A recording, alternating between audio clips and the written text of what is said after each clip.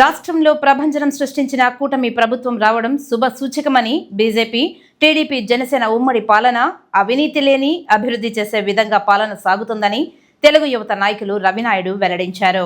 Tirupati press క్లబ్లో గురువారం media సమావేశంలో టీఎన్ఎస్ఎఫ్ మరియు తెలుగు యువత నాయకులతో కలిసి రవినాయుడు మాట్లాడుతూ తమ ప్రభుత్వంలో చంద్రబాబు మొదటి సంతకం డిఎస్సిపై చేస్తారని తెలిపారు. తిరుపతిలో పరిశ్రమలు వస్తాయని, యువతకు మంచి భవిష్యత్తు ఉంటుందని అన్నారు.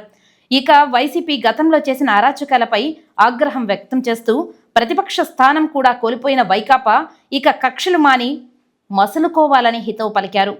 తిరుమల తిరుపతి దేవస్థానానికి పూర్వ వైభవం తీసుకువస్తామని, ఏపీ మొత్తం ప్రశాంతంగా అభివృద్ధి ధ్యేయంగా ఉమ్మడి కూటమి ప్రభుత్వం ముందుకు వెళ్తుందని కొనియాడారు.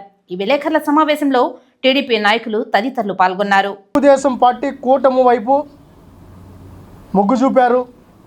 చంద్రబాబు గారి ఒక మేనిఫెస్టోను నమ్మారు.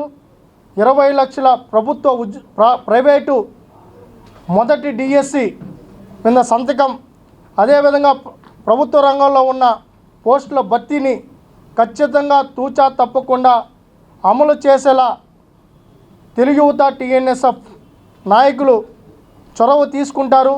ప్రభుత్వానికి యువతకు విద్యార్థుల మధ్య వారధిగా తెలుగు యువత ఉంటుందని చెప్పి తెలియజేసుకుంటూ, మీరు చూపించిన అభిమానం, మీరు నమ్మిన నమ్మకాన్ని వమ్ము చేయమని చంద్రబాబు నాయుడు గారు కూడా డిఎస్సిపై మొదటి సంతకం చేస్తున్నారని, అదేవిధంగా 20 లక్షల ప్రైవేటు ఉద్యోగాల రూపకల్పనకు సమగ్ర కార్యాచరణను యువనేత నారా లోకేష్ గారు, కూటమి అధినేతలు నిర్ణయం తీసుకోబడుతుంది.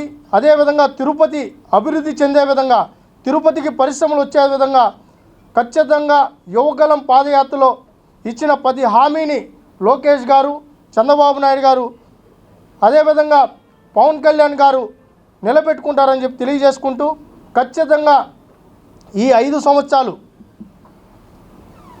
యువతకు మంచి భవిష్యత్తు ఉండేలాగా పాలన సాగుతుందని చెప్పి మీకు కూడా హామీ ఇస్తూ మీకు కృతజ్ఞతలు తెలియజేసుకుంటున్నాం.